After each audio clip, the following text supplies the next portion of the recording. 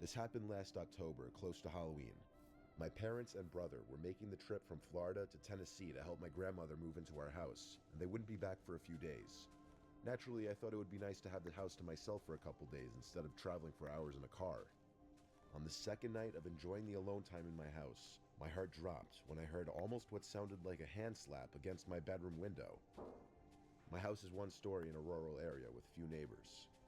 After ruling out any animals or natural ways this could have happened, I decided to take a look for myself, so I moved the blinds to see if I could get a look at anyone running, hoping it was just a prank. I was almost annoyed to see no one, but what happened next made the situation go from confusing to frightening. When I started to hear the doorknob to the door being forcefully shaken and twisted, causing almost a bang at the door, and because of this, my dog started barking loudly, increasing my adrenaline in the situation.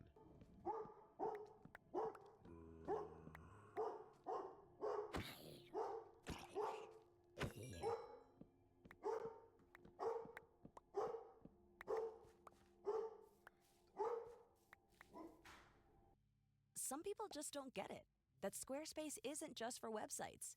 You can get a domain from Squarespace too. It's kind of like how your parents don't get how you make a living off your art, but you do. And with a domain.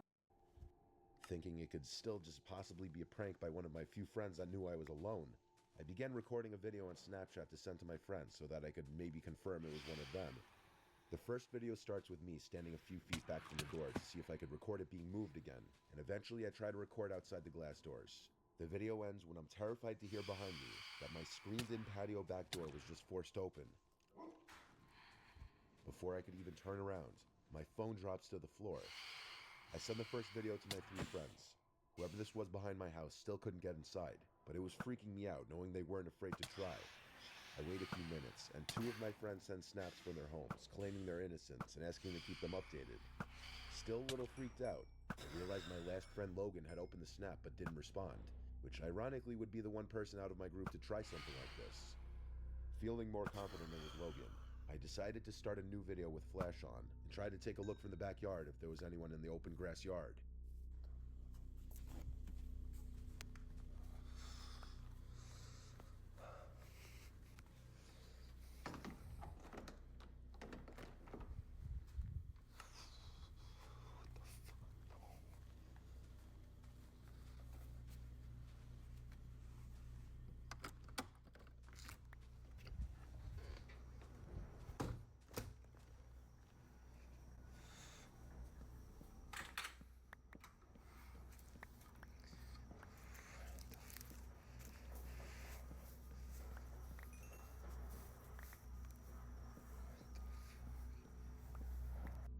After making sure the front door was locked, I walked out hoping Logan would pop out to try and scare me. I checked behind some bushes and scrap wood on the side of my house, but instead I was greeted with just darkness and quiet. Only after 15 seconds of walking outside, I was immediately uncomfortable with the situation I was putting myself in.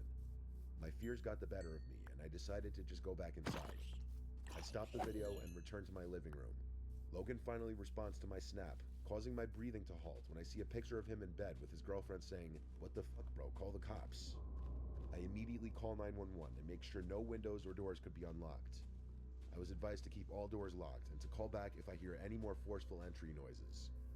It was only days later that I would re-watch the saved videos to find a creepy black figure watching me behind my tool shed while I searched behind the scrap wood and bushes, almost looking like they were deciding to attack me or not.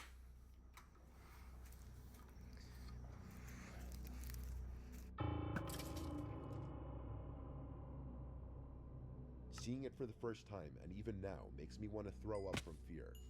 Nothing has happened since, but I still wonder how someone knew I was alone that day, and what could have happened had I made eye contact with the figure watching from the corner of that shed.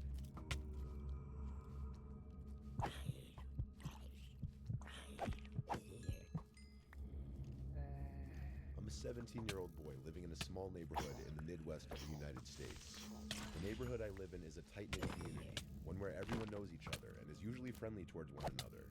My street is a small cul-de-sac with 3 houses on each side and one at the end. The cul-de-sac itself rests on a small hill. At the bottom is a lake surrounded by forest and other houses.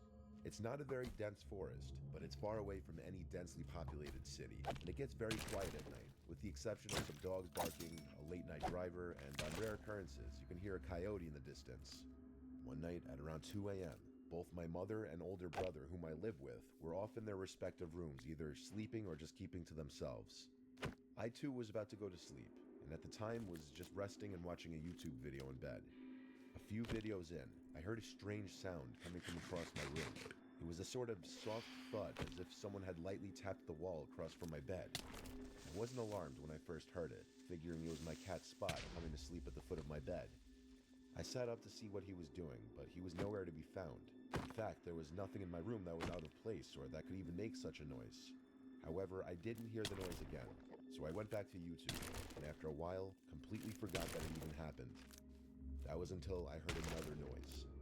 But unfortunately for me, this noise was not a quiet thud or tapping sound. It was much more unsettling. Coming from outside, in the direction of the lake, I heard loud screeching sounds. I thought it might have been some kind of animal, but it sounded eerily similar to a child crying, or maybe even screaming. I opened my window to get a better listen to what I was hearing, and took a recording to show my friend. By this point, I was starting to get a bit freaked out, so I went to my brother's room to see if he heard it too. I was hoping that maybe it was all in my head, and that I was just tired. But no, he heard it too.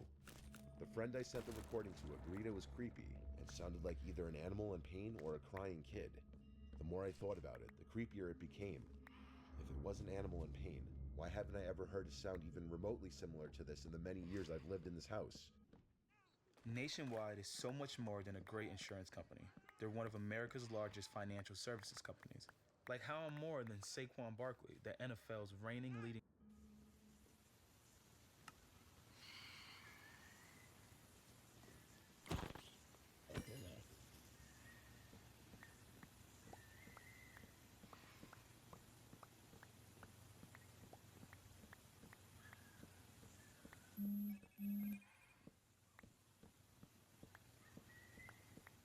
It didn't sound even remotely similar to a fox, coyote, or any animals I know about, and this forest isn't big enough for an animal much bigger than that. And if it was a child, why was it alone, screaming and crying in the woods in the middle of the night? And there was that thud that I heard from earlier that night. Was that somehow connected, or is it simply a coincidence that I heard two creepy sounds in the matter of minutes? I haven't heard any kind of noises like that since. By that I am glad. But to this day, it still creeps me out that none of us could truly figure out what could have created those sounds.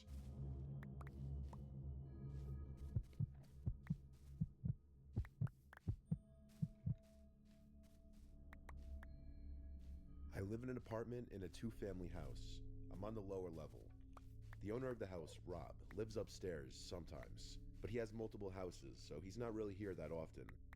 Rob and I are pretty much friends by this point, so he tells me when he's going to be gone for extended periods of time. During the time of this story, Rob had told me he'd be gone for 2 weeks out of state. He told me this so that I would know that I could put both my cars in the driveway. I spend a lot of my nights in the living room reading. My level of the house has access to the back door and the deck outside, so you can probably guess where the story's going. I was reading my book on the couch in the living room by the lamp. Complete silence in the room, aside from the night crickets outside. Just the way I liked it. When bang. There was quite literally a bang on the glass of the sliding back door. I obviously jumped out of my skin. That door led to the backyard. Nobody should ever be back there knocking on it. I wondered if maybe Rob had returned early, but that didn't seem likely. It was just one distinct bang, though. It could have been a fox or a possum running into it by accident. Still, I got up to go check it out. I moved the sliding blind out of the way of the door and turned on the deck light. The deck was clear, though, as I thought it would be. I live in the calmest town ever anyway. Break-ins are never heard of here. I closed the blind on the door again, though, just because I do get a little uncomfortable with the idea in the back of my head that someone's outside in the dark just watching me. I think that's a pretty normal feeling. A while passed because I finished a whole nother chapter in my book when it happened again. This time, though, it wasn't just a singular bang. It was a bunch of deliberate knocks or bangs on the glass. It had to be a person. It went on for a bit. So I turned off the lamp, and this is where I picked up my phone and started recording.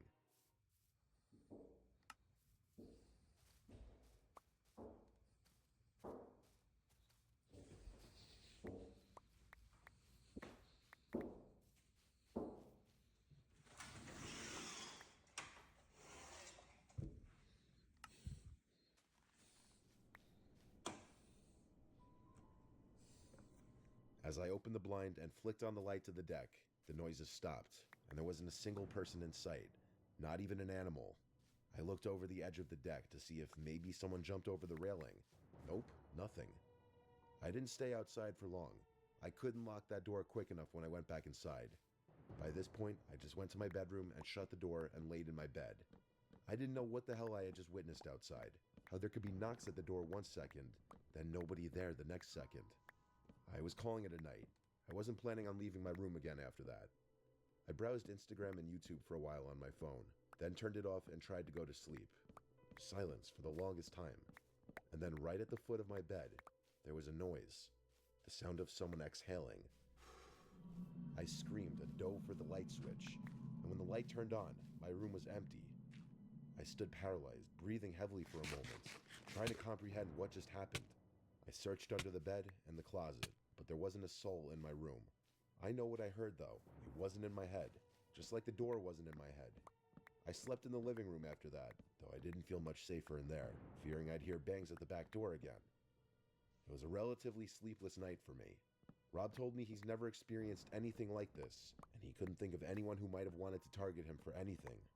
I never had believed in anything paranormal until that night. I haven't had any experiences that intense ever since, though.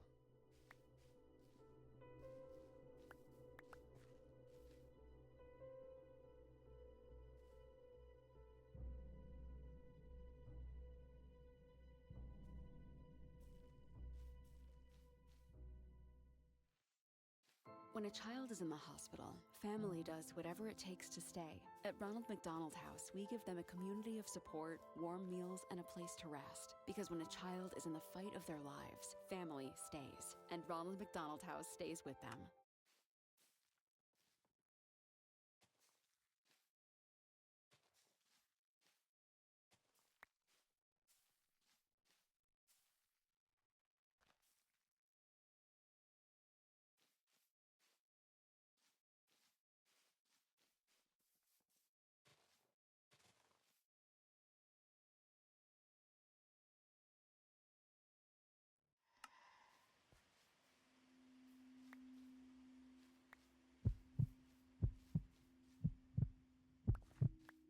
This happened back when I was 17, my last Halloween at home before going away to college. It was Halloween in our peaceful town where nothing bad ever happens.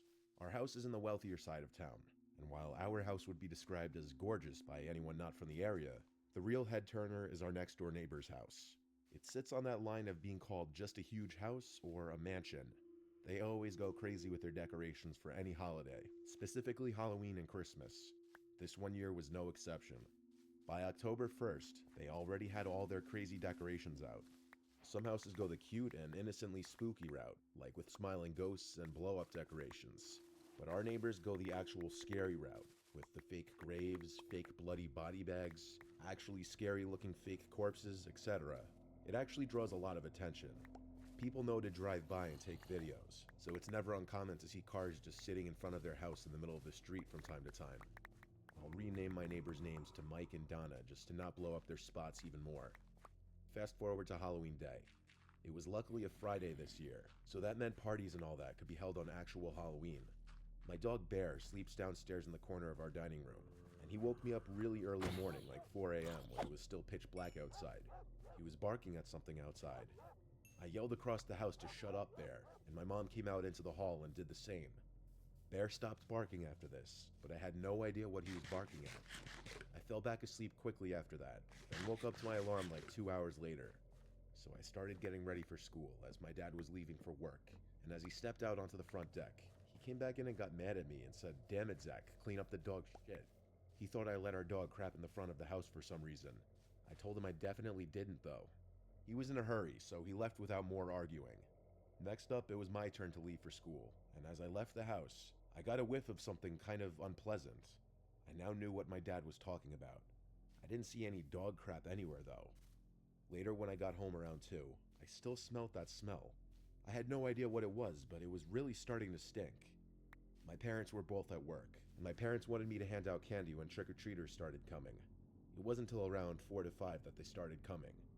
When I opened the door to the first few trick-or-treaters, I'd get a whiff of that increasingly horrible stink. And the kids and their parents clearly smelt it too because they were all commenting on it. One parent told me it was even worse next door.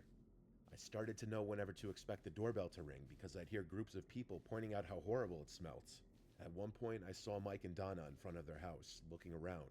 So I went outside and went over to ask them if they smelt that too. But that was hardly a question because it got worse on their property. It clearly was coming from the front of their property, but there wasn't any dog crap or anything. The smell was coming from one of the body bag decorations, only it apparently wasn't a decoration.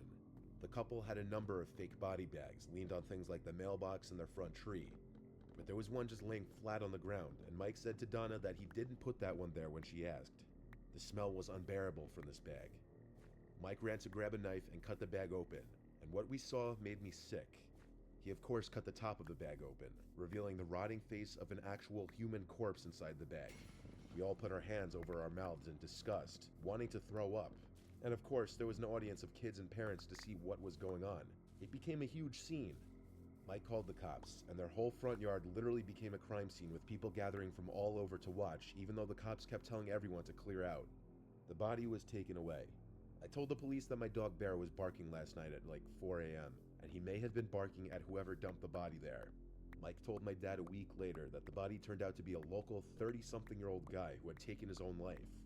As for who dropped the body there or why, that's unclear. Mike and Donna are very likable people, so we all think it was somebody who just looked at them as some rich, snobby household that overdoes it with the decorations for attention. Obviously, there are some sick people out there.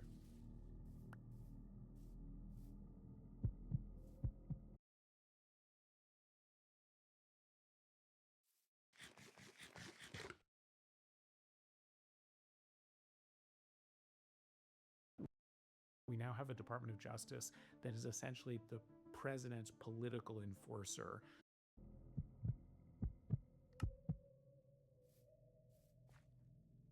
I'm a single 24-year-old female living alone in my grandma's house.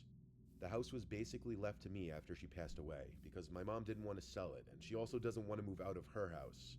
So I get to stay in my grandma's house alone. This was last year, Halloween. My first one living in the house alone. I considered just leaving a bowl of candies on the stoop, but I figured that was not the best way to associate a friendly face to the house that I was new to living in. The day went pretty normally. Halloween was on a Sunday, so the trick-or-treaters started coming early on in the day, and it continued all day. Some people asked if my grandma was home, sadly unaware that she had passed away. I explained to those people that I'm her granddaughter, and that I live here now. My grandma was a very loved lady, so it was no shock to me how many people asked about her that day. Mostly everyone who knocked on the door was very friendly and normal. Later on that night, past 9 o'clock, when the trick-or-treaters had dwindled down almost completely, I heard a voice outside the front door say trick or treat. No knocking or ringing the doorbell. I was in the kitchen, so I definitely would have heard any knocking, but it did seem possible that he thought he pressed the doorbell but didn't. When I went out to greet him, I saw it was this average height guy in a purple suit and creepy plastic mask. I don't really know what the costume was supposed to be, but it was interesting, I guess. When I opened the door, he said trick or treat again, but the strange thing was I could tell the guy was a bit older, like a full-grown adult, and he was changing his voice to be a little higher pitched, like he was trying to sound younger. It was strange. I assumed he may have had some issues, so whatever. I asked him what his costume was supposed to be, but he didn't answer. We just made eye contact through his mask. I took 2 pieces of candy and dropped it in his pillow sack he was holding, which looked completely empty. That was the part that weirded me out the most. He looked into the sack, then back at me. I said have a good night and closed the door. That was weird. He was the last trick-or-treater of the night. I wondered if he was accompanied by anybody watching over him, because I assumed he was special needs or something. He was clearly a 30-something-year-old man behind that mask. The rest of the candies I just left on the dining room table. Halloween was over. Or so I thought. The next night, around the same time as the previous night, I heard a loud trick-or-treat at the front door. That same creepy, fake, high-pitched voice. I had to have imagined it, I thought. But when I went to check through the peephole in the door, it was him again, in the same costume. And by the looks of it, he had an equally empty pillow sack as the night before. I didn't open the door, no shot in hell. A few minutes later, I heard him shout trick-or-treat again. I ignored it. In fact, I shut off the living room lights to basically say, hey, get off my stoop, I'm not answering the door. I went upstairs to my room and shut the door and started watching TV in there instead. Out of sight, out of mind. until I heard a pop at my window. Something was thrown at it, like a rock.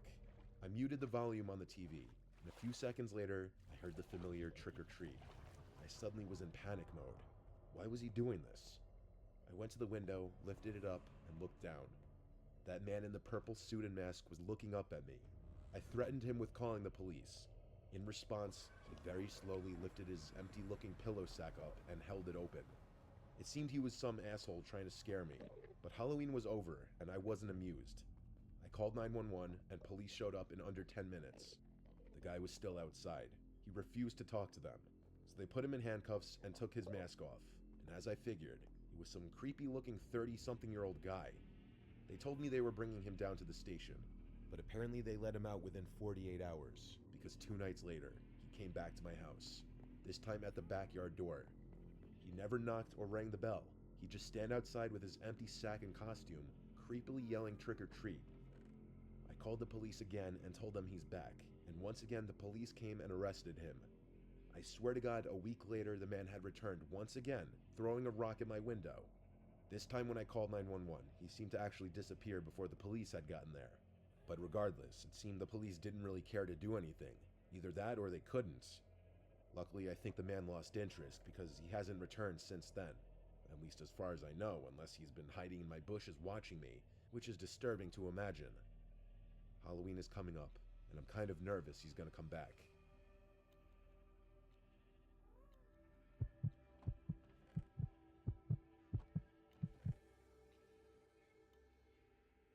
I was 10 years old in 5th grade.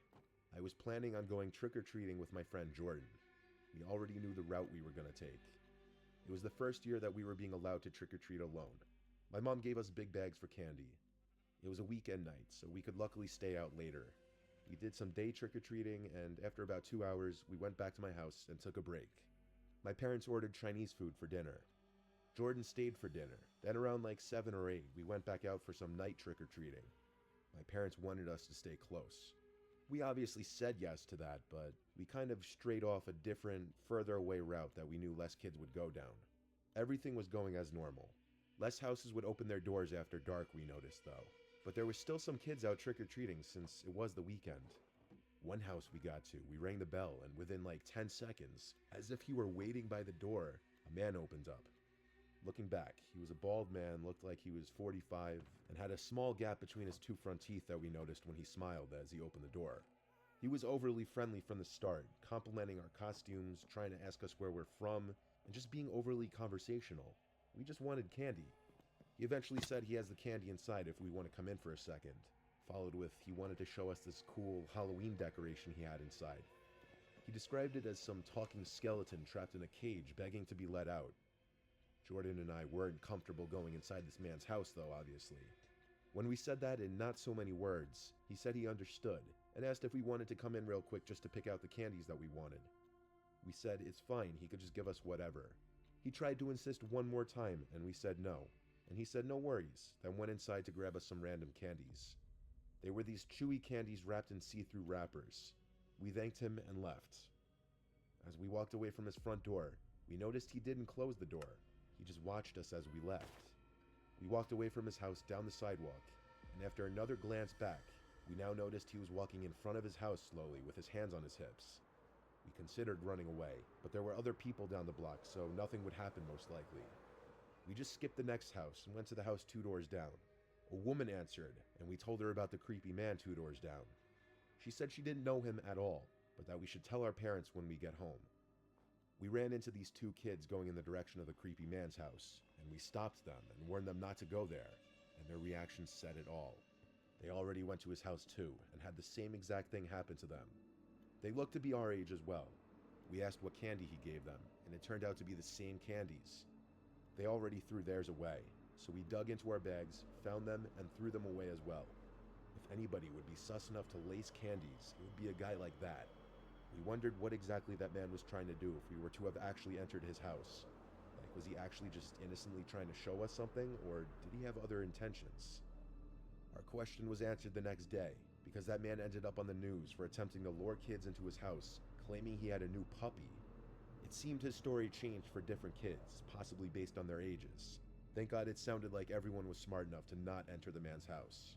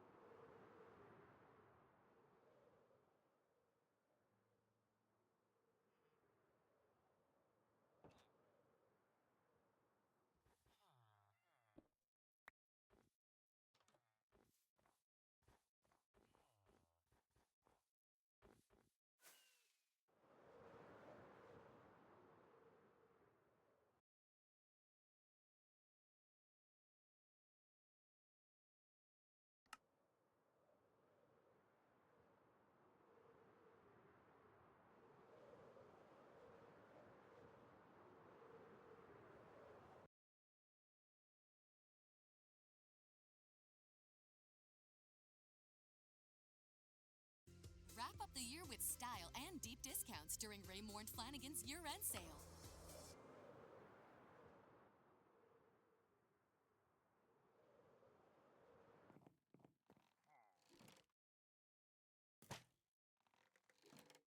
Wawa's holiday drinks are here. Try the peppermint mocha or new snickerdoodle iced latte.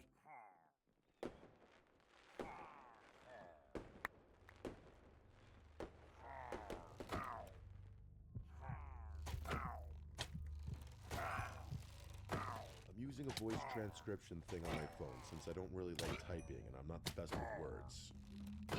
This was, God, I don't even know, like 7 or 8 years ago now. Maybe 6, I'm not really sure. My life's been a bit chaotic since then, so my head's filled with all sorts of memories and whatnot. Anyway, this was New Year's Eve back when I was still dating my ex, Duda. We were on our way back from a party when everything went down. It must have been well after midnight because I remember being extremely tired. Also, I'm sure you don't need me to tell you that driving on New Year's Eve isn't exactly the smartest decision, but we had no choice. The party had been at Duda's friend's place, but we were late additions to the guest list, so there weren't any sleeping arrangements left for us. The drive was actually pretty long, maybe 30 minutes, give or take. The roads were pretty much empty, which I remember being grateful for. It had snowed earlier that day, so the streets were icy as hell, and honestly, the last thing I needed was to be dodging traffic on top of everything else. Duda was half asleep in the passenger seat. I had the heat cranked and some random rock playlist going just to keep myself from drifting off. You know how it is. We were maybe 10 minutes from her place when it happened. Okay, so I don't even know how to describe what I saw. One second the road ahead was completely empty, and the next there was just a woman, literally standing in the middle of the street. And she wasn't like crossing or anything. She was just there, facing my car like she'd been waiting for us or something. I remember my brain just not being able to process it fast enough. I was already slamming on the brakes before I even realized what I was looking at. And then I realized she was holding a knife. It was down by her side, this massive kitchen knife, the kind you'd use to like carve a turkey or something. My headlights were hitting her full on, and I could see her face was all twisted up, like she was crying or screaming, or maybe both. It was sickly. I don't think I've ever reacted faster in my life. I yanked the wheel to the right to avoid hitting her, but the second I did, she lunged at the car. I heard the impact before I understood what happened. Despite the chaos of everything unfolding so quickly, I knew exactly what happened. She had swung the knife at my car as I passed. Even though I had avoided her, the swerve combined with the ice was just too much. I felt the tires lose grip, and suddenly we were spinning. Duda had woken up by then and immediately started freaking out. I was gripping the wheel like it would actually do something, but there was nothing I could do. The car was not under my control. We spun a full 180 and were basically facing the other direction by the time the car stopped. After recovering from the shock of almost dying, I looked up through the windshield and felt sick all over again, because we were now facing the direction we'd come from, which meant we were facing the woman. She was maybe 30 feet away, still holding the knife, illuminated by my headlights like something out of a horror movie, and she was limping toward us, like she was trying to move fast, but she was clearly injured. She was also screaming something I couldn't understand, just this guttural, incoherent noise that sounded more like an animal than a person. It was, and probably still is, the most terrifying thing I've ever witnessed with my own two eyes. I remember Duda yelling at me to do something, but I was just frozen. I couldn't look away from this woman lurching toward us. Her clothes were dirty and torn, and her hair was all matted and wild. I don't know if she was on drugs or having some kind of mental breakdown or what, but there was nothing behind her eyes. There was nothing there. It honestly looked like she was a dead person walking. She was maybe 15 feet away when my survival instincts finally kicked in. I threw the car in drive and slammed on the gas. The tires spun on the ice for this terrifying second before catching, and we started moving. I thought we were clear, like I thought that was it. But of course, I was wrong. I don't know how she moved that fast. Like 1 second she was in front of the car, and the next she was on it. She threw herself onto the hood, and I felt the whole car shudder from the impact. Duda was screaming, I was cursing, and this woman was clinging to the hood of my car with one hand while stabbing the windshield with the other, just like over and over again. I felt like she was trying to get into my car and kill me. I felt like I was gonna die. I couldn't see or think. I just started swerving the wheel back and forth as hard as I could. The woman was sliding around on the hood, but she wouldn't let go. She was still screaming that horrible wordless scream, and her face was inches from the glass. And I swear to God, her eyes were locked on mine the entire time. On the third or fourth swerve, she finally lost her grip. I watched her roll off the side of the hood and hit the pavement really hard before sliding into the shoulder. The car fishtailed again, but I managed to keep it under control this time. I looked in the rearview mirror and saw her lying there. She wasn't moving. Part of me wanted to stop. I know that sounds insane given what just happened, but I thought maybe I'd killed her. Like maybe she was just some mentally ill person who needed help, and I just killed her. Duda grabbed my arm and told me not to stop. She was shaking and kept saying we needed to go, that it wasn't our problem, that we couldn't get involved. I said we should at least call the police, but she also shut that down immediately.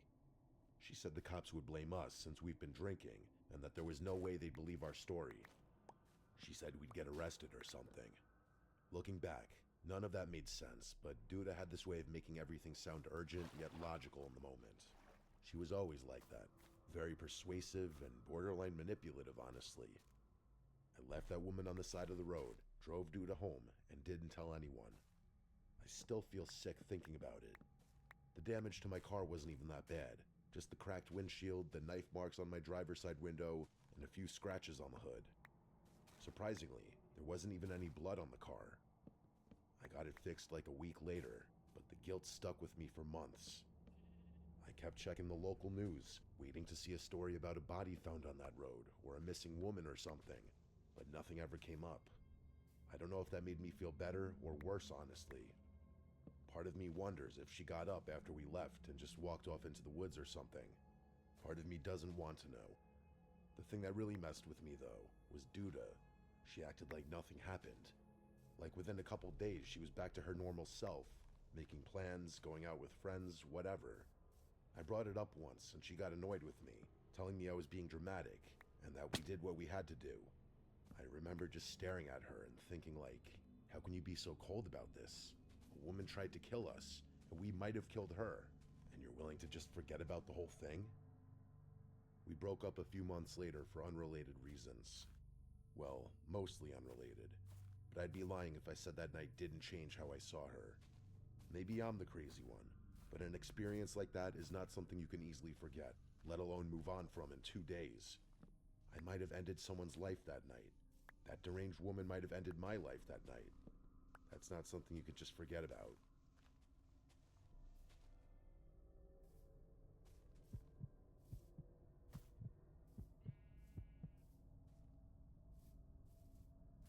I went to Cal Berkeley for undergrad.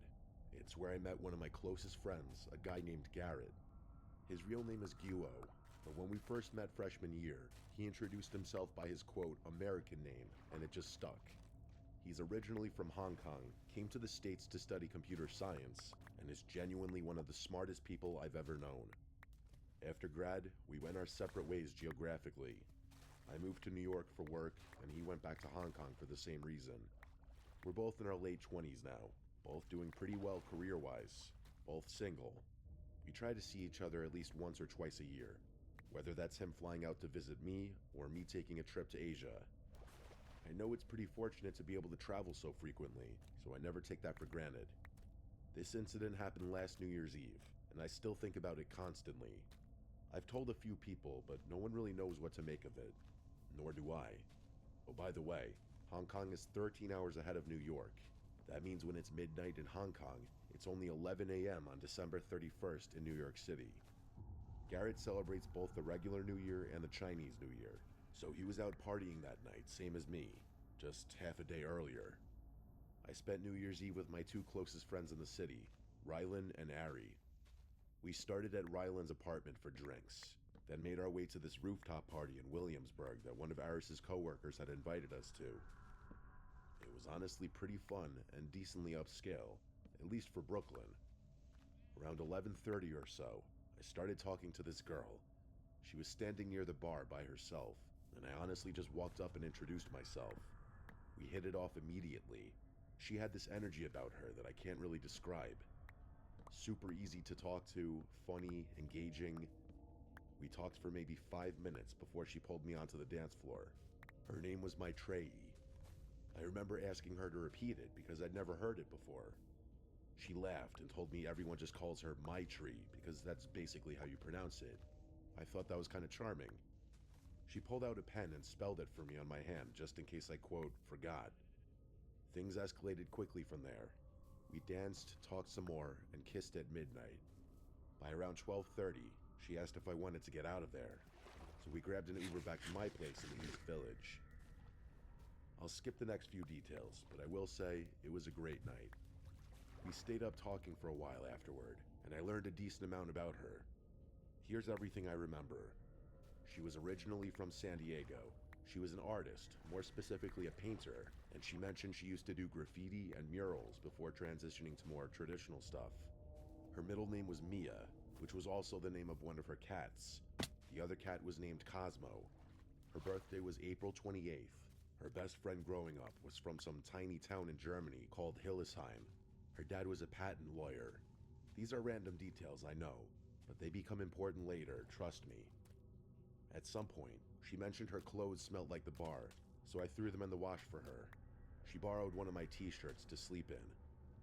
We fell asleep not long after that. I can't remember really what time it was. When I woke up the next morning, she was gone. At first, I didn't think much of it. People leave after hookups, it happens. I figured she slipped out early to avoid any awkwardness, which was fine.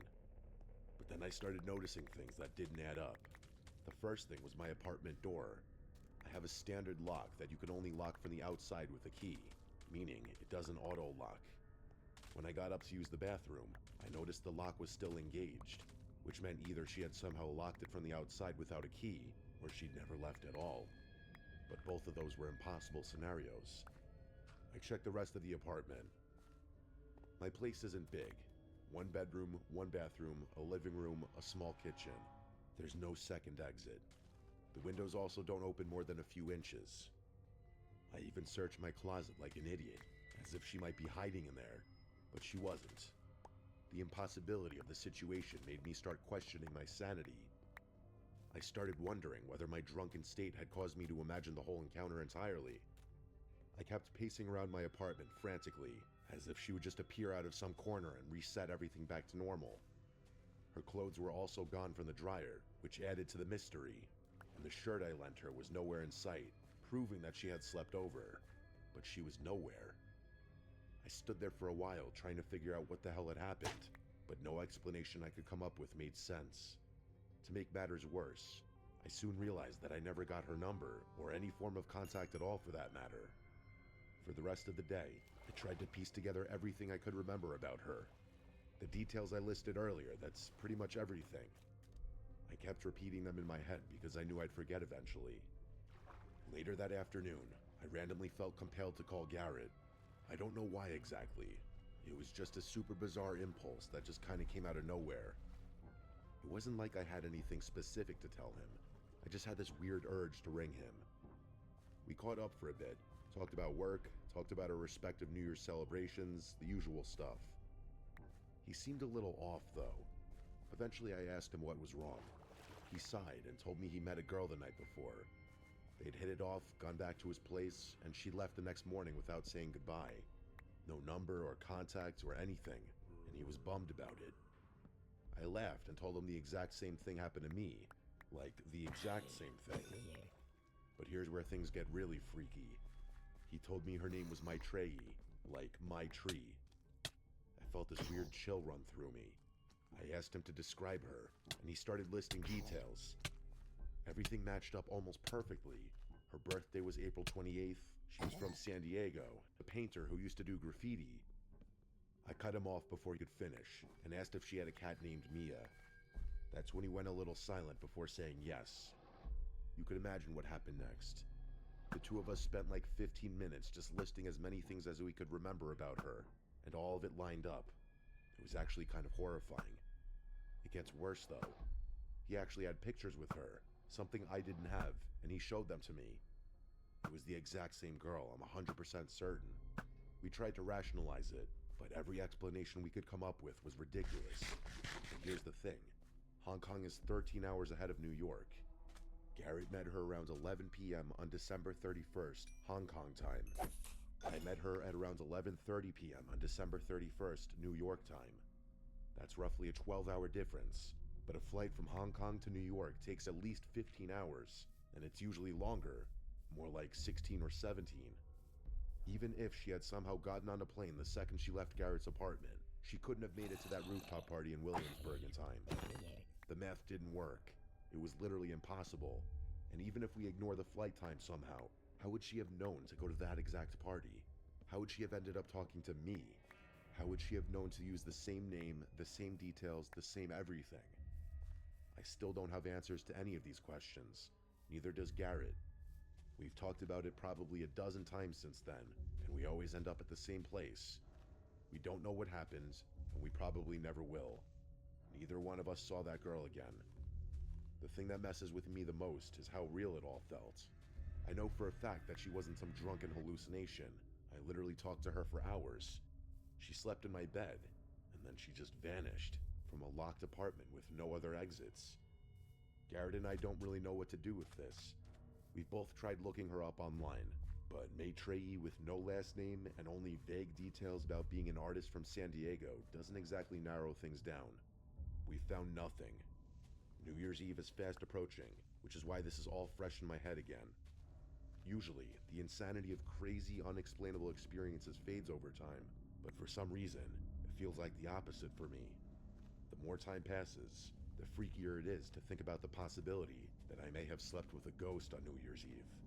I know that sounds ridiculous, but I don't have a better explanation for what happened. Nationwide is so much more than a great insurance company. They're one of America's largest financial services companies. Like how I'm more than just Peyton Manning. I'm also motivating Manning. When I say insurance,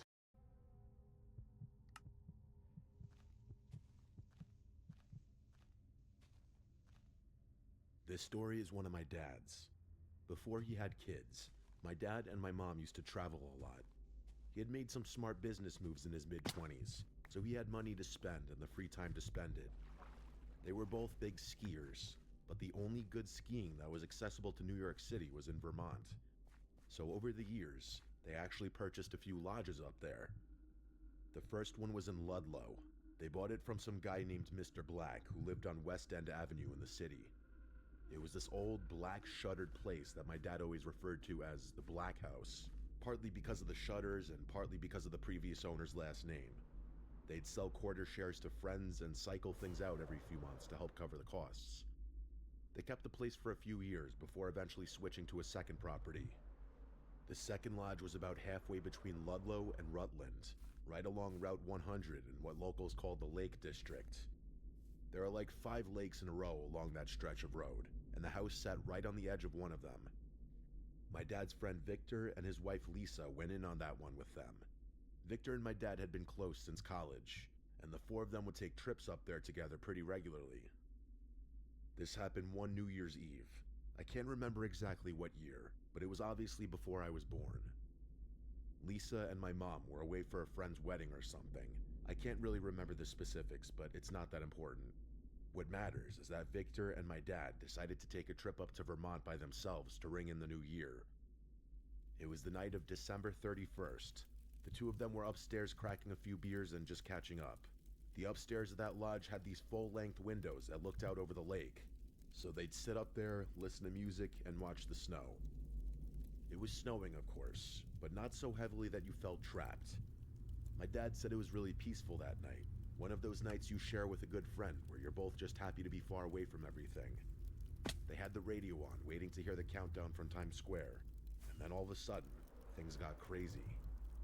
They were mid-conversation when a huge flash of light came from somewhere across the lake. My dad said his first thought was fireworks, but the flash didn't come from the sky. It came from the ground up, and there was no sound, just the silent, blinding light. Victor stood up and walked over to the window, trying to make something out across the lake.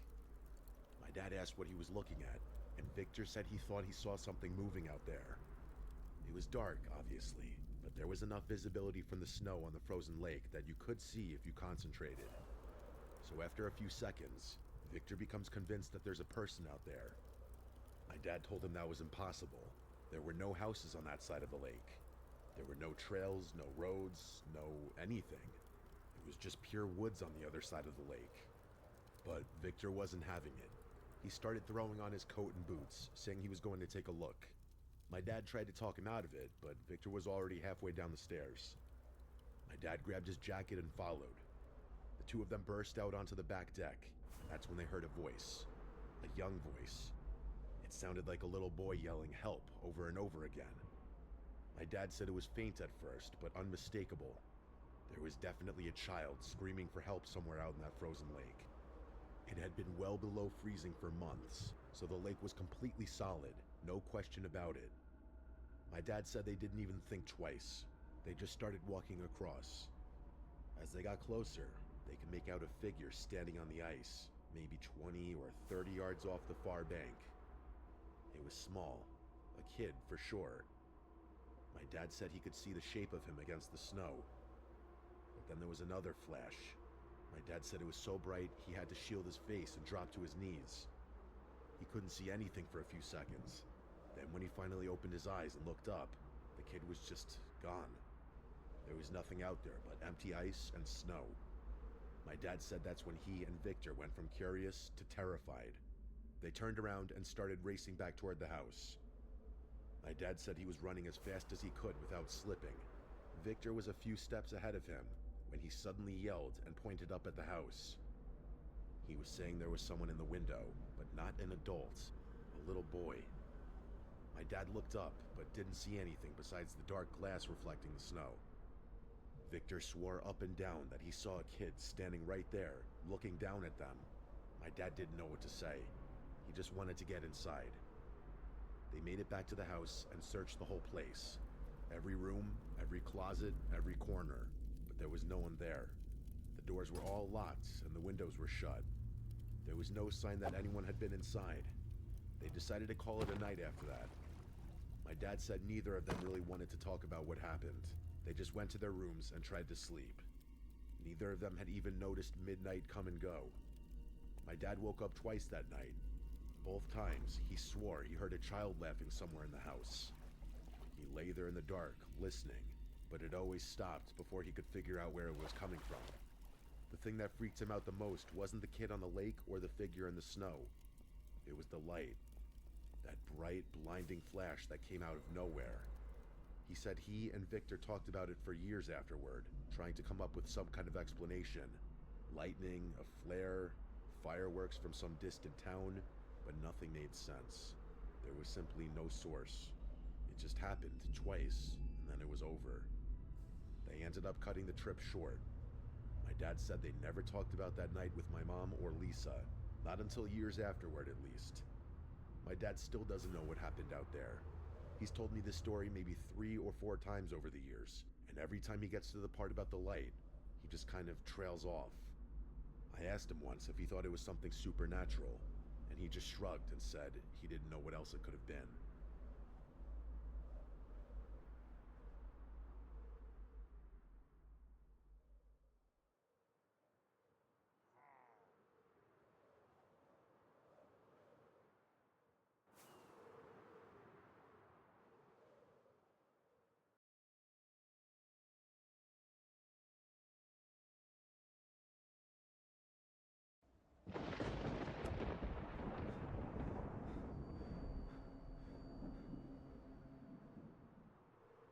My name is Paige, and this happened to me in Columbus, Ohio, during the Christmas season of 2020. I've told this story a few times, and it still doesn't sound real when I say it out loud. When I matched with Ethan and he suggested grabbing a drink, I said yes.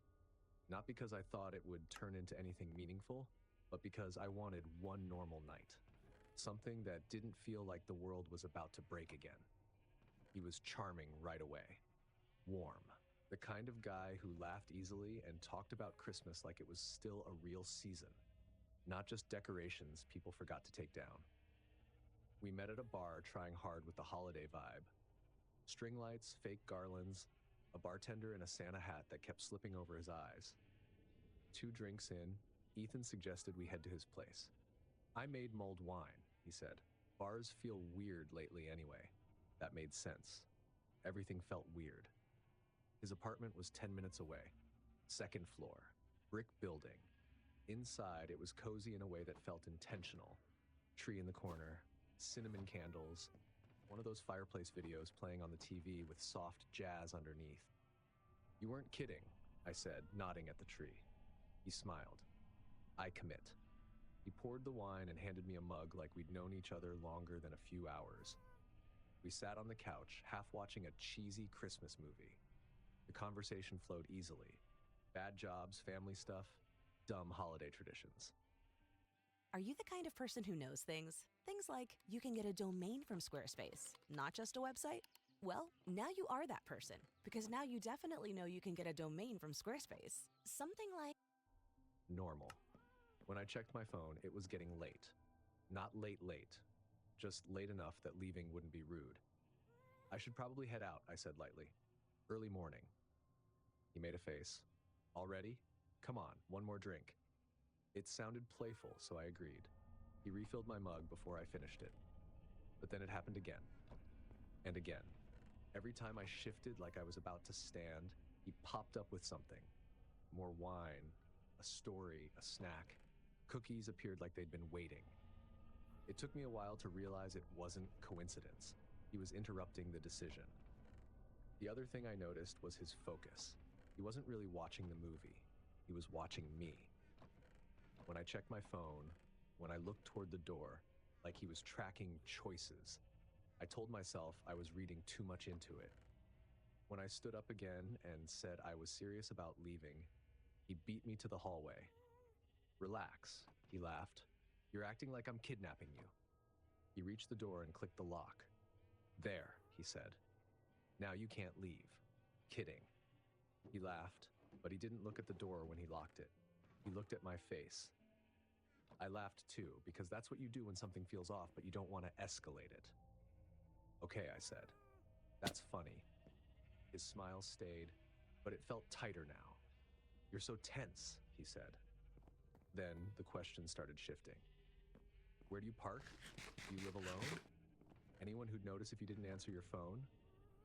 Each question was casual by itself. Together, they felt like intake forms. I should go, I said again, more firmly. He stepped into the hallway, not blocking it outright, just positioning himself so there wasn't a clean path past him. He kept smiling, kept talking, kept drifting just enough to stay between me and the door. I pulled my phone out. I'm calling my roommate. He didn't even try to hide watching the screen. You live alone, he said. Yeah, sorry. I meant my friend. He stared at me. Then calmly, why would you lie to me? The way he said it wasn't angry.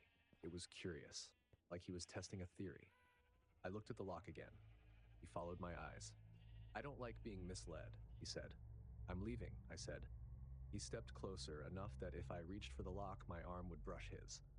Sit, he said. You're making this weird. I'm done, I said, and turned toward the bathroom like I was grabbing my jacket. I locked the bathroom door as soon as it closed. My hands felt clumsy now. The window above the counter was small but opened. Outside was a flat entryway roof dusted with frost. I didn't think, I just climbed. From the other side of the door, he knocked once. Don't do anything stupid, he said, still calm. I slid out the window, dropped onto the roof, then down to the ground. The landing jolted my ankle, but I kept moving. Behind me, Christmas music still played. Soft, cozy, like nothing was wrong. I ran toward my car. Halfway there, I heard the window open. Hey, he called. I didn't look back until I was inside the car with the doors locked. My hands shook on the keys. He stepped onto the walkway. No coat, just socks on cold concrete. He stood under the parking lot light and looked straight at me. I drove off. A block away, my phone buzzed. You didn't say goodbye. I blocked the number and pulled over, trying to breathe normally. The next day, the thing I couldn't stop thinking about was the door. Because when he joked and locked it, that was the deadbolt. But when I reached for it later, there was another latch already slid into place. The higher one you don't notice until you're right there. Meaning at some point, while we were laughing and drinking wine, he'd locked me in twice. Now, Christmas music doesn't sound cozy anymore. It just sounds like cover noise.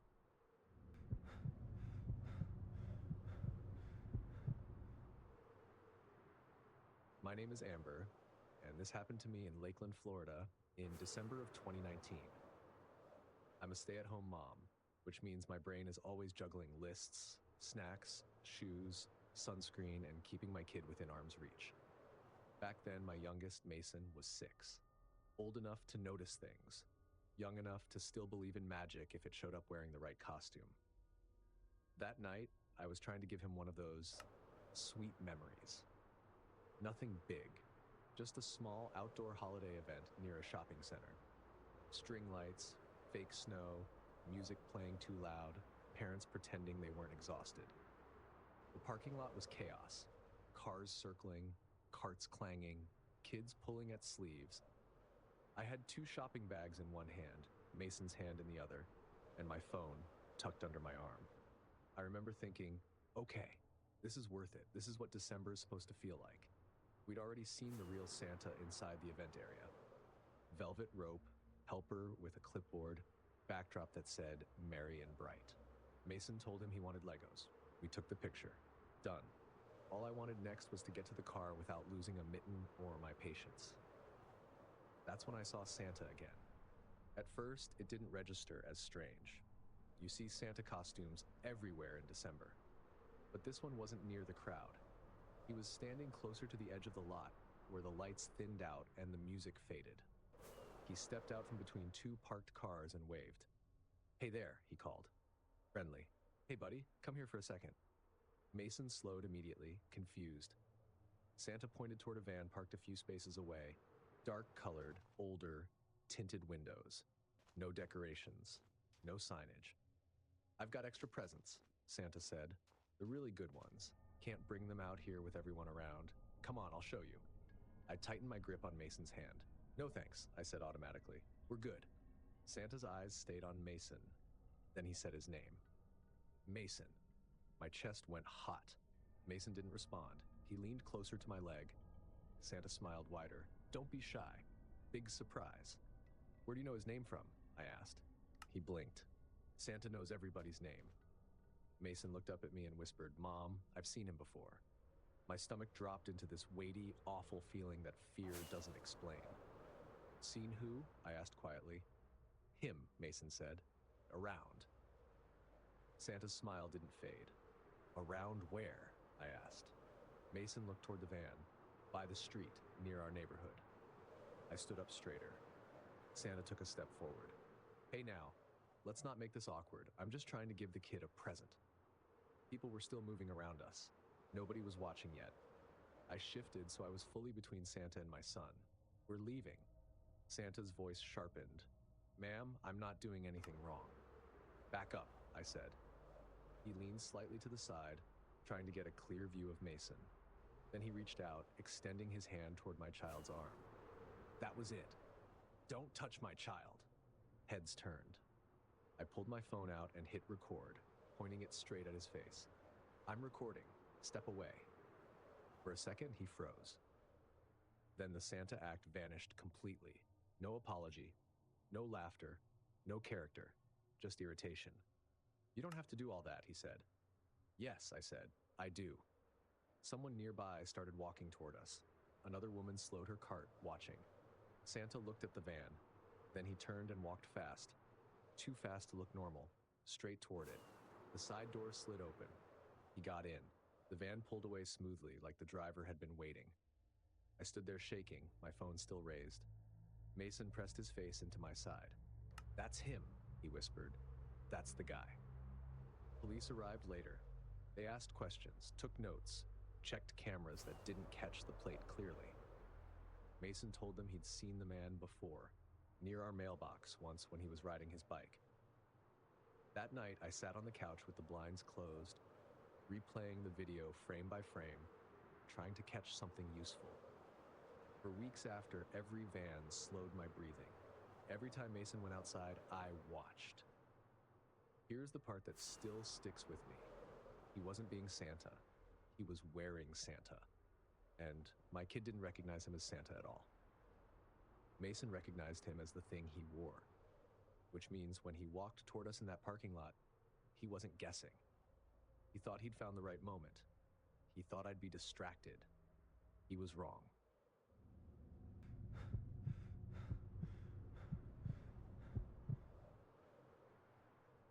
I was 29 and working as a retail manager, which meant December didn't really feel like a month. It felt like a test of endurance. Long shifts, endless lines, and Christmas music on repeat until it stopped sounding festive and started sounding mechanical. I lived alone in a modest apartment building on the southeast side of town. 2 stories, thin walls, neighbors who kept to themselves. It wasn't special, but it was quiet. And after work, quiet was everything. Santa was everywhere that month. In the store, on posters, on sweaters. We had a full-size Santa cut out by the registers that scared customers if you rounded the corner too fast. By the time I got home each night, Santa didn't mean joy anymore. He meant work. That's probably why it took me a moment to realize something was wrong the first night I saw him. It was close to midnight. I'd just closed the store, driven home on autopilot, and parked under the flickering lot light like always. When I looked up at the building, I noticed someone standing near the entrance. At first, my brain tried to normalize it. Red coat, white trim, hat, boots, beard. Santa. He wasn't ringing a bell. He wasn't pacing. He wasn't talking on the phone. He was just standing there, slightly off to the side, facing the building like he was waiting for someone to come out. There was no mall nearby. No event. No reason for a Santa to be outside an apartment building after midnight. I sat in my car for a few minutes, watching him. When he didn't move, I finally got out and walked toward the door, pretending I hadn't noticed anything strange. As I passed, he turned his head just enough to acknowledge me. That was it. I went inside, locked my door, and laughed it off. People do weird stuff in December. I told myself not to turn nothing into something. The next night, I closed again. Same routine, same exhaustion, and Santa was there again. Same spot, same stillness, same timing. That's when the humor drained out of it. I stayed in my car watching. He wasn't acting drunk. He wasn't fidgeting. He stood like someone who knew exactly where they were supposed to be. I called my friend Lauren, half joking, half not. "There's a Santa outside my building," I whispered. She told me to call the police. I told her I didn't even know how to explain it. That night, I waited until he turned slightly away before going inside. I locked everything. Nothing happened. But after that, I started paying attention. Santa didn't show up every night. He only showed up on nights I closed. Nights Griffin. Nights I worked alone until midnight. If I got off early, there was no Santa. If my assistant manager closed instead of me, no Santa. It stopped feeling random. I stopped posting my schedule. I started parking in different spots. When a child is in the hospital, visitors come to say hello. And when visiting hours are over, they leave. But family does whatever it takes to stay. I caught myself checking reflections in windows and mirrors like it was second nature. Then one night, he wasn't where he was supposed to be. I pulled into the lot and scanned the entrance. Nothing. I felt ridiculous for the relief that washed over me, until I looked to the side of the building. He was there, closer, near the corner where my unit was, pressed into the shadow, and his head was tilted up. He was looking at my window. I knew it because I had a cheap snowflake light suctioned to the glass from inside, glowing faint blue, a dumb decoration I hadn't bothered to take down yet. He was staring directly at it. I stayed in my car, barely breathing. I called 911 with my phone still in my lap, like hiding it mattered. "There's a man outside my apartment," I said quietly. "He's dressed like Santa. He's looking at my window." The dispatcher told me to stay in my locked vehicle. While she was talking, Santa lowered his head and turned toward the parking lot. Toward me. He lifted his gloved hand, like to acknowledge that he knew where I was. Then he walked along the side of the building and disappeared behind it. The police arrived 10 minutes later. They searched the lot, the stairwells, the dumpsters. Nothing. Before leaving, one officer shined his flashlight into the bushes near the side of the building. He crouched and picked something up, a single strand of white synthetic hair. Damp, thin, fake beard hair, found exactly where Santa had been standing. That night, I wedged a chair under the door handle even though I hated myself for needing to. I slept with the lights off so my window wouldn't glow. For weeks after, I kept asking myself if I'd overreacted. Maybe it was a prank. Maybe it was someone bored. Maybe it was nothing. But here's the thing I can't shake. He wasn't wandering around town dressed as Santa. He wasn't surprising strangers. He was waiting where I lived, like it was his shift. And every December, since then, when I hear Christmas music playing softly somewhere it shouldn't be, I don't think cozy anymore. I think about how easy it is to hide intent behind something cheerful. Because sometimes that's the whole point of the costume.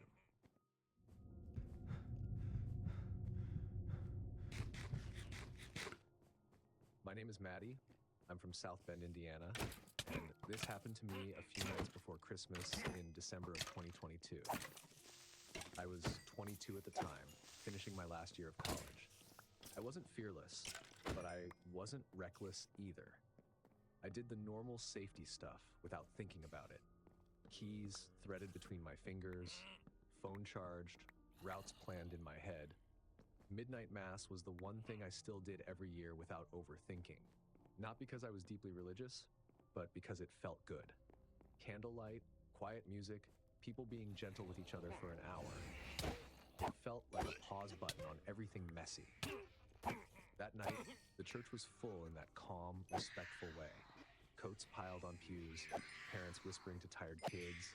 The air smelled like wax and old wood. I slipped into a pew near the middle, close enough to feel anonymous. That's when I noticed him. He was sitting 3 pews behind me, alone. Plenty of people come alone, but the way I noticed him stuck with me longer than it should have. Everyone else moved with the flow of the service, standing, kneeling, sitting, passing the candle flame. He was always just slightly off, standing a beat late, sitting after everyone else had already settled.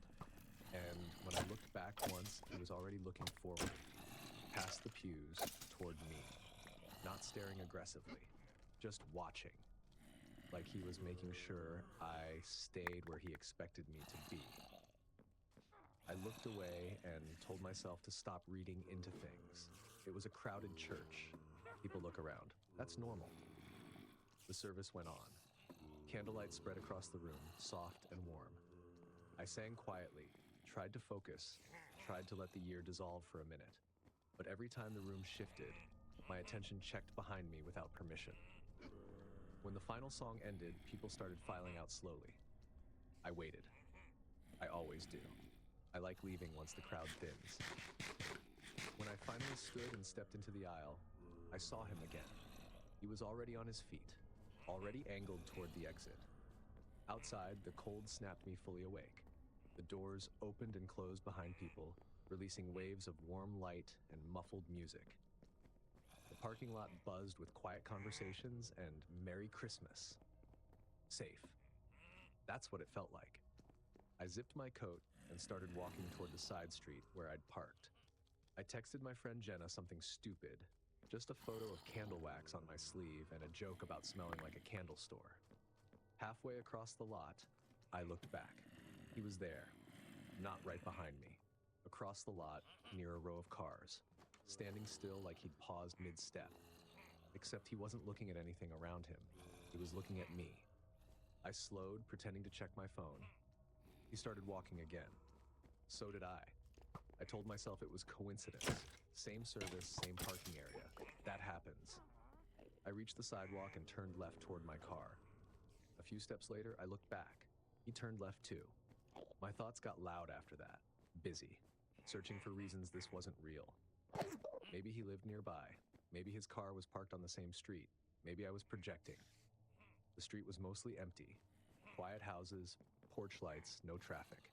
I passed the first corner and decided to test it. Instead of turning toward my car, I kept going straight another half block. My car was back the other way, but I didn't want to lead him directly to it. I kept my pace casual. At the next corner, I turned right. I waited 3 seconds and looked back. He turned right too. That was the moment denial stopped working. People don't accidentally mirror 4 turns in a row. I pulled out my phone and called Jenna. Not because she could help, but because I needed noise. Proof of connection. She answered groggily. Maddie, I made my voice bright on purpose. Loud. Yeah. I'm literally 2 minutes away, I said clearly. I'm walking up now. I filled the air with nonsense. Talked about the service, the music, anything. I looked back again. He was closer. I scanned the street and spotted a house ahead with a bright porch light. Yellow glow, bench by the door. It looked occupied. I hung up. Then I walked faster. His footsteps changed too. Shorter, quicker. I took the porch steps 2 at a time and knocked hard. Once, twice. Then again with my palm. Behind me, his steps stopped at the bottom of the stairs. I didn't turn fully, but I could feel him there. I knocked again and called out like I belonged. The porch light flickered. An inside light snapped on. A curtain shifted, and just like that, he backed away. He stepped backward into the dark like the light had erased him. The door opened. A man's voice, cautious. Yeah? I'm sorry, I said, words tumbling. There was someone following me. Can I just stand here? He took one look at my face and stepped aside. Come in. I crossed the threshold and looked back out. The street was empty. Just quiet and cold and my breath fogging. The man asked if I wanted the police called. I said yes. When they arrived, they asked questions I couldn't answer properly. Description, direction, how fast he moved, where he went. There was nothing to point at. No car, no tracks, no proof. One officer drove me to my car and waited until I locked the doors and pulled away. The next day, I tried to tell myself I overreacted. But my body didn't believe that, because in church, he wasn't praying. He was watching. And outside, he didn't wander. He followed. And when a door opened and a light came on, he didn't explain or hesitate. He disappeared. I still go to church sometimes, but I don't go to midnight mass anymore. Not because I lost faith, because Christmas night used to feel like the safest walk home of the year. Now it feels like the kind of night where someone can choose you in candlelight and follow you while everyone else sings.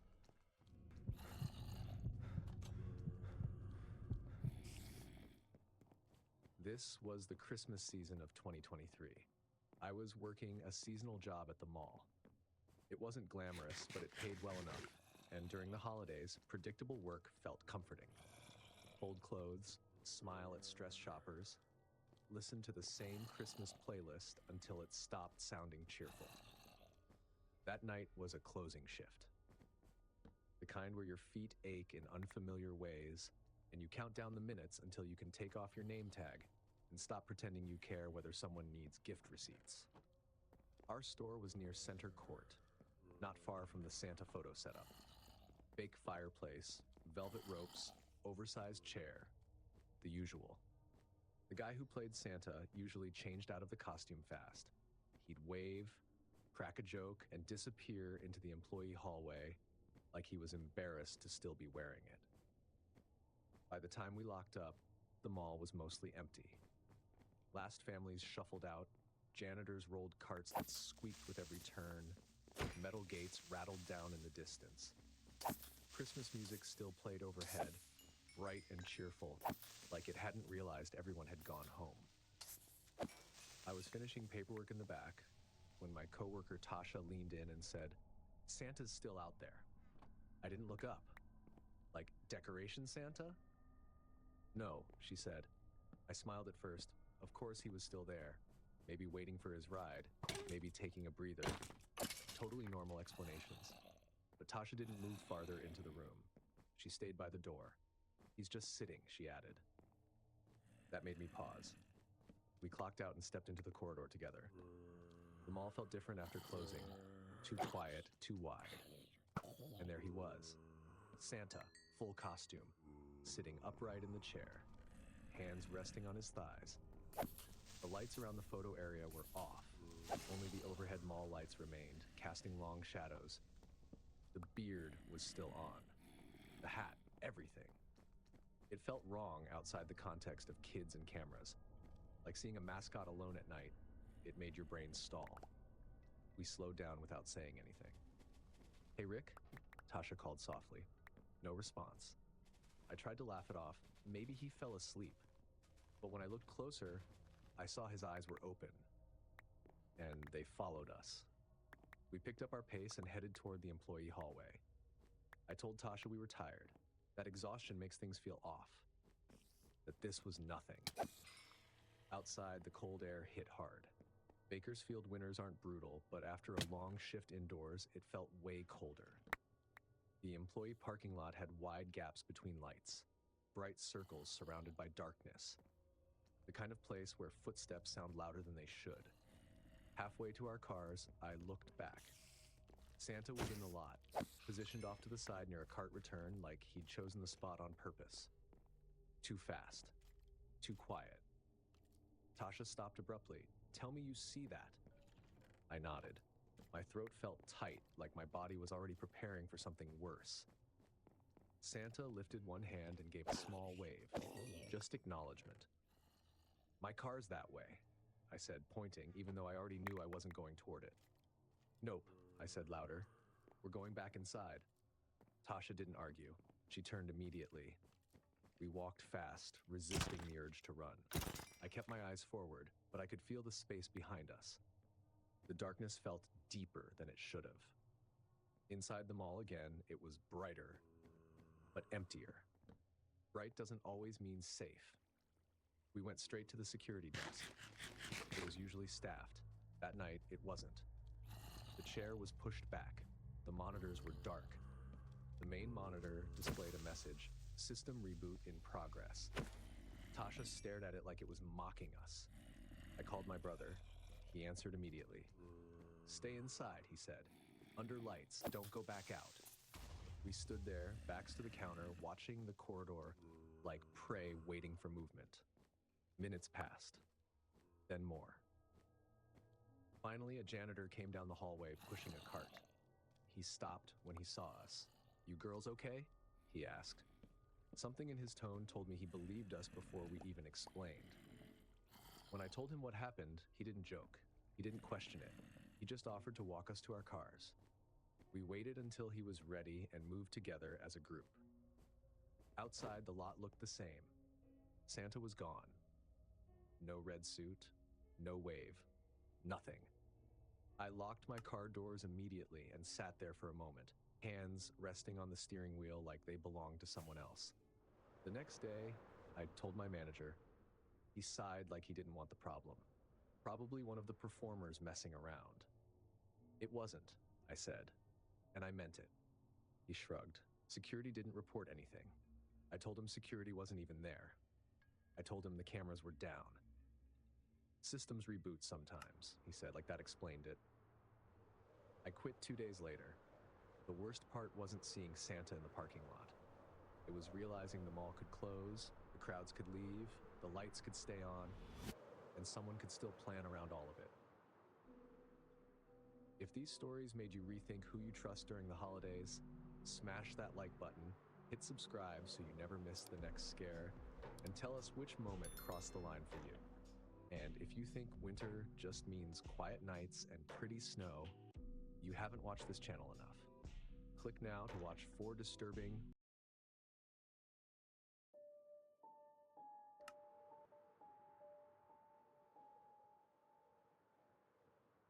So I grew up in a very small town right next to the Mexico border in America. My family had always taught me about being cautious of strangers in our area because of some recent cases that had happened. I'm not quite sure if that's important to the story, but it definitely helped with how I acted later on. My best friend and I, who were both 14 at the time and freshmen in high school, decided to take a walk to this nearby park one afternoon. It was a really popular park in our town, and it was only walking distance from both of our houses, maybe like 15 minutes or so. The weather was nice that day, so we figured we'd just hang out there for a bit since we had nothing else to do. As we were walking around the park and talking about whatever random stuff we usually talked about, this grown man who looked like he was in his 40s or so came up to us. He said he was new in town and didn't know where anything was, like he was looking for directions or something. My friend and I gave each other a quick look of slight nervousness, but tried to keep our cool and not make it obvious. We didn't really engage him much in the conversation, just gave short answers, but we could tell it was getting more and more uncomfortable as he kept talking. Then he asked if we went to the local middle school that was down the street from the park. I told him we were high schoolers, but didn't mention which one we went to. It already bothered me that a grown man wanted to talk to who he thought were middle school kids in the first place. Then I noticed something that made my stomach drop, and I gave my friend a quick signal with my eyes. There was another man behind us, maybe 20 or 30 feet back, and he was also following us at the same pace we were walking. I probably wouldn't have even noticed him if the guy talking to us didn't give the other guy this weird little smile when I confirmed that we were underage, and when I glanced back over my shoulder to get a better look.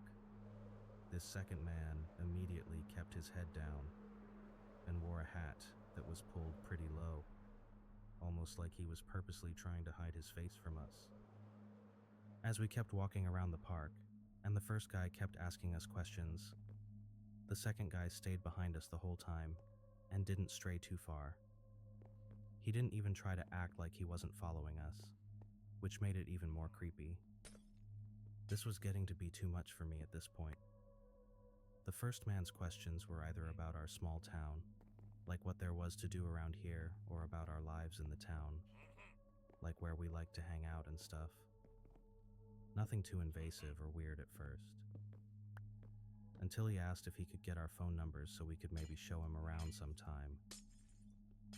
This was almost 10 years ago now, and even though smartphones were definitely a thing by then, I still had a flip phone because we were broke teens, and my parents couldn't afford to get me anything fancy. My friend had one too, I think. But she was quick to say she didn't have a phone with her. But I do remember knowing I couldn't pull the same excuse, because I had literally been on my phone fiddling with it just a minute before when we were walking.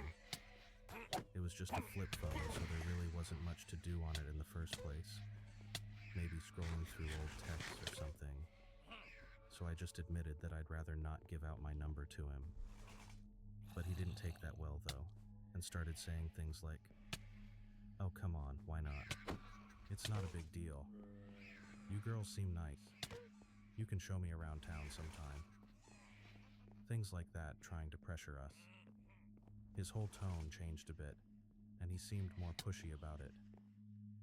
I just explained to him that I had limited texts and minutes on my plan, so I didn't really give out my number easily to people I didn't know. He seemed annoyed by that answer, but whatever. This is when I noticed how dark it was actually getting outside.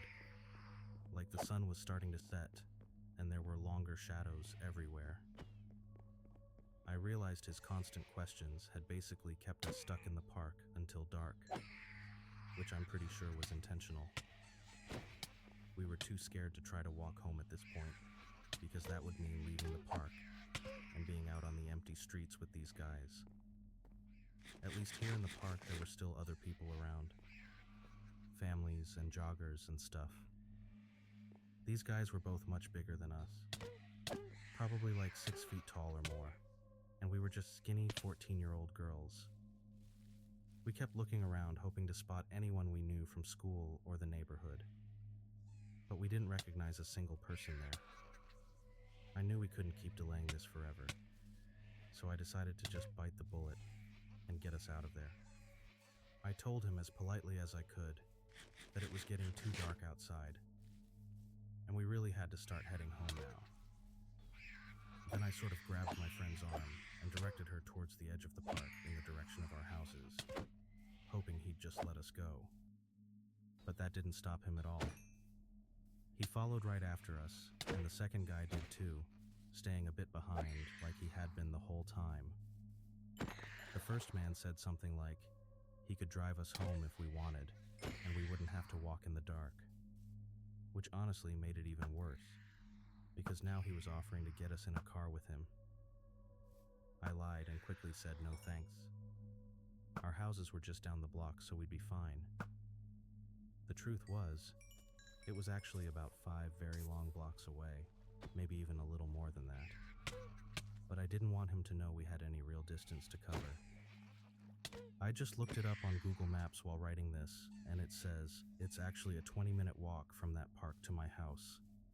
So yeah, definitely not just down the block like I said. He kept insisting though.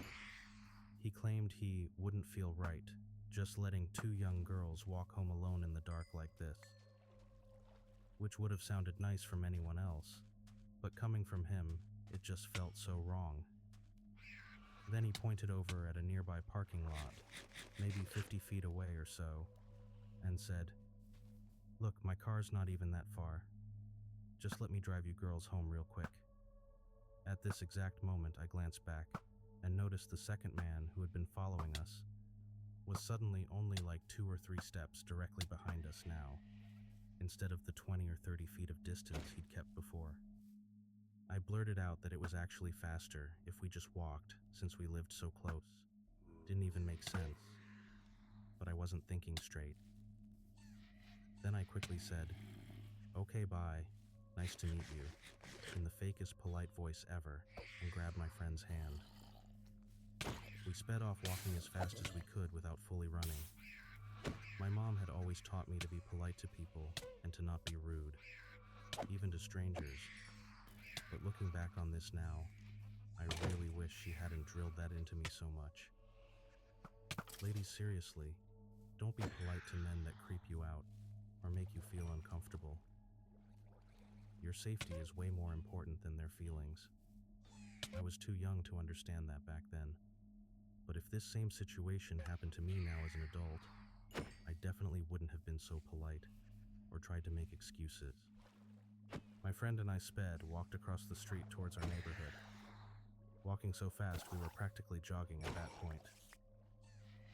glanced back over my shoulder one more time and saw both men suddenly hurrying off towards the parking lot the first guy had pointed at. They were moving pretty quickly too. At the time, I didn't really think much about them hurrying away like that. I only felt this huge rush of relief wash over me, that they weren't following us anymore, and we were finally getting away from them. But that relief, however, was really short-lived. We were walking on the left side of the road, still speed walking and trying to calm down a bit.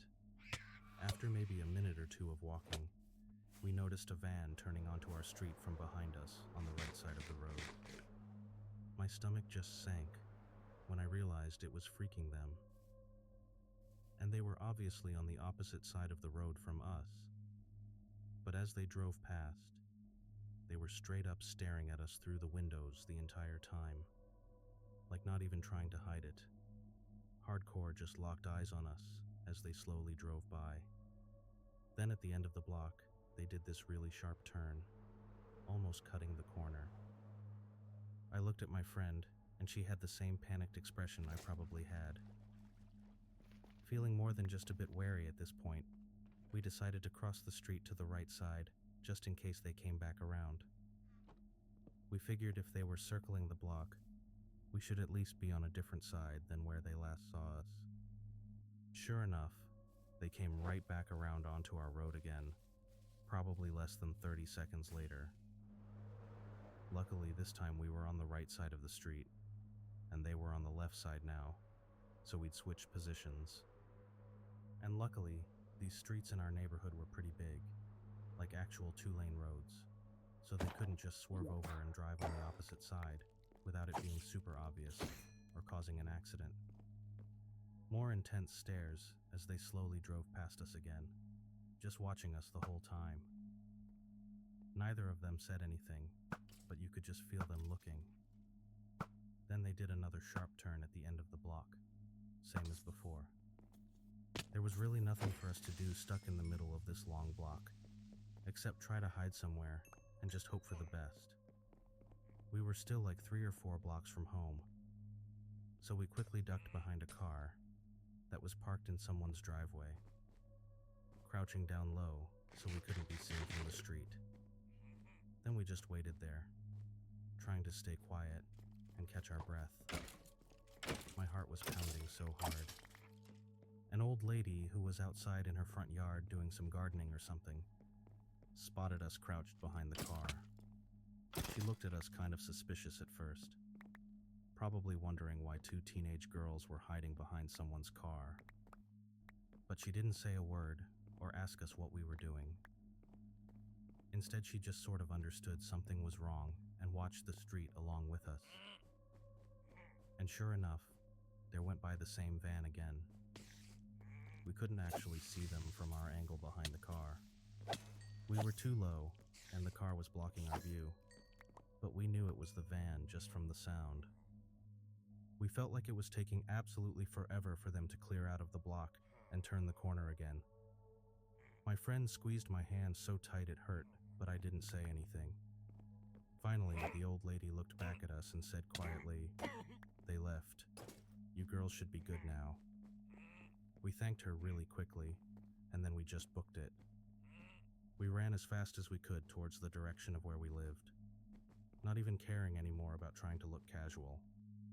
She lived closer to the park than me, maybe 2 or 3 blocks closer. So after we ran together for a bit, I made sure she got inside her house safely first. I waited on the sidewalk until I saw her front door close behind her and the porch light stay on. Then I ran the rest of the way to my house completely non-stop. I didn't slow down once. I kept checking over my shoulder and scanning the street for any vans that looked like theirs. But thankfully, they either lost us after we hid or just gave up and left the area entirely. I have no idea which one it was, and honestly, I didn't want to find out.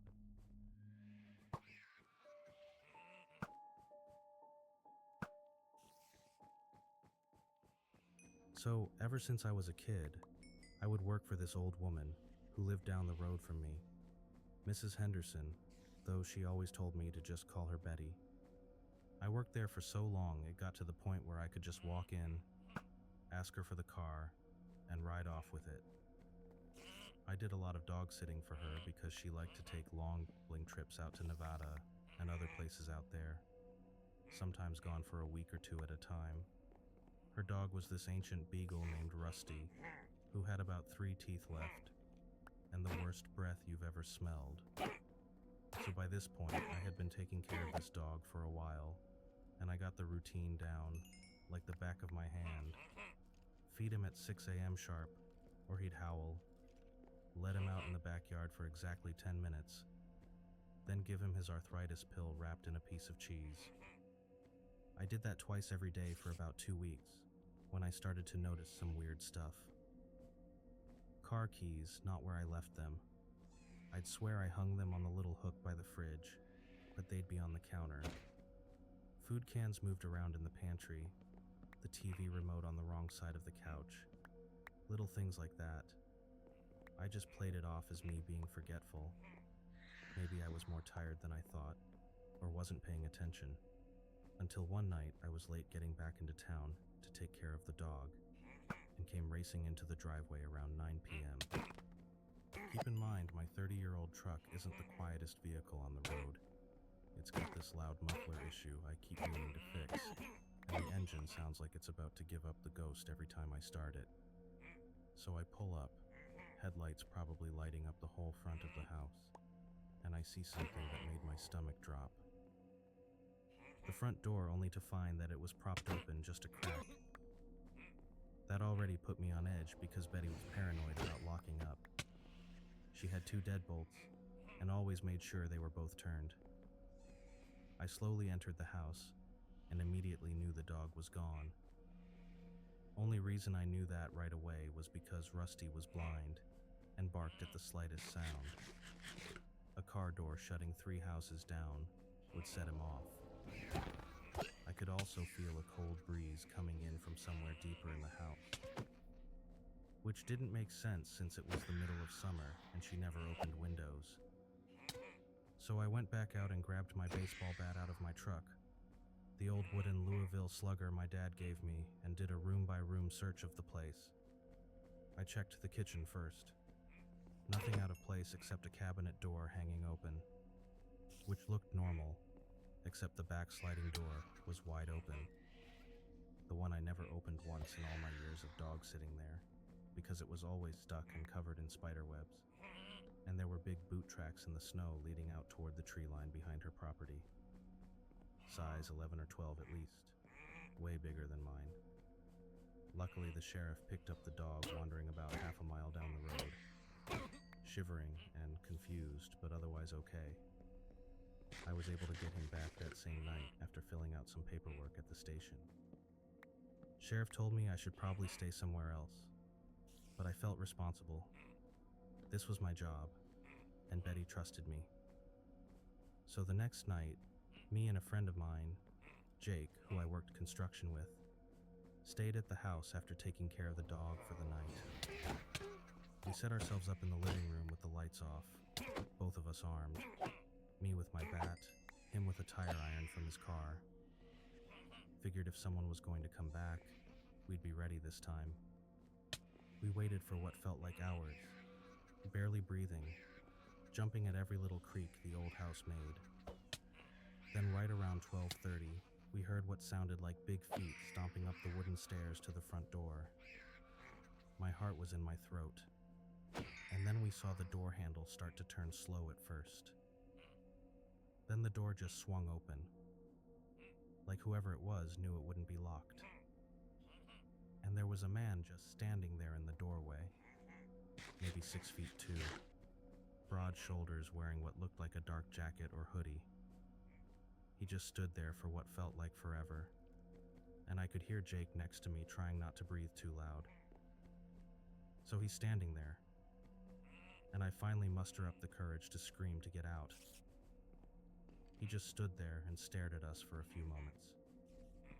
I could feel his eyes on us, even though I couldn't see his face clearly. Then, without saying a word, he just backed away slowly, turned, and walked into the woods behind the house like it was no big deal. We sat there for another hour, making sure he wasn't coming back. The next morning, I called Betty to tell her what happened. She went quiet, then asked, "Was he a big guy? Dark clothes?" Turns out, he was a known creep. Some animal rights guy who'd sneak onto properties, take pictures of pets to claim abuse, then report people. Cops knew about him, but could never catch him. We changed the locks on the house the very next day, and took the dog home with me till Betty came back from Nevada about a week later. Rusty wasn't happy about it, but I wasn't taking chances. Didn't sleep well for a long time after that. Kept waking up at every noise, checking locks obsessively.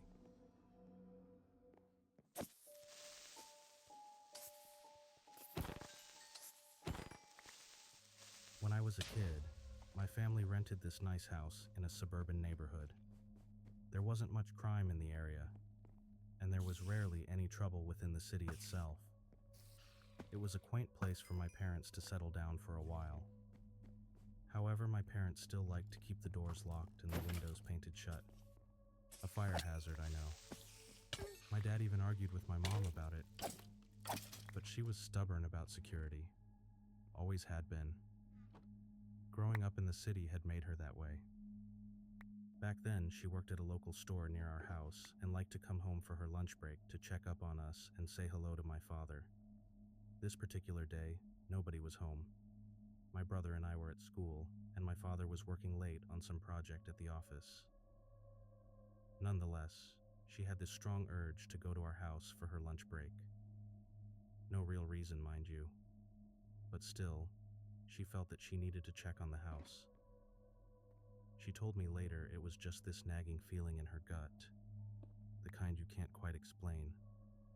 She almost stayed at the store and ate her sandwich in the break room like usual, but the feeling wouldn't go away. She wasn't too far from it anyways, so she decided that a quick check-in wouldn't hurt. The 5-minute drive felt longer than usual. My mother couldn't pin down exactly why she felt that way. She only knew that it was right. Her hands gripped the steering wheel a little tighter at each stoplight. As soon as she arrived, she was in awe of her own intuition. Now there was definitely a reason to be worried. A large black truck was parked right next to our house in the street. My mother had absolutely no idea whose truck it was. Primer gray patches covered the doors, and the windows were tinted dark. And worst of all, a man was standing next to it, like he had all the time in the world. She hesitantly got out of her car and approached the house. The man beside the truck must have just noticed her, because she saw him spring to life and heard a low whistle come from him. Her blood ran cold and she froze. 3 men sprinted from our backyard and towards the truck. They hurriedly scrambled inside and tore the hell out of there, tires screeching as they peeled away. She was already on her way to the door, fumbling with her keys. Her hands were shaking so badly she almost dropped them. My mother opened the door and slammed it shut, locked it, and walked through the house to make sure nothing was missing. She checked every room twice: the living room, bedrooms, even the closets. And luckily everything was in its place. They hadn't made it inside after all. She went into the backyard and found the most horrifying thing yet. Footprints. Fresh ones in the dirt beneath my bedroom window. These men had tried to gain access to the house through my window, which was nearest to the ground. They had sloppily left mud prints smeared all along the white siding under it, most likely in an attempt to crawl inside. She could see where they'd graced themselves, the dirty handprints beside the frame. My mother quickly called her work and told them she would not be able to come in for the rest of her shift. Her manager could hear the tremor in her voice and didn't ask questions. When my father came home from work that evening, she told him the whole story. He went pale when she showed him the mud prints, the bent screen. That night they got real locks on the windows, the kind with keys. My dad installed them himself, every single window in the house, working past midnight with his toolbox spread across the floor. My mother never ignored her intuition after that, and honestly, neither did I. Sometimes your gut knows things before your brain catches up. That day proved it.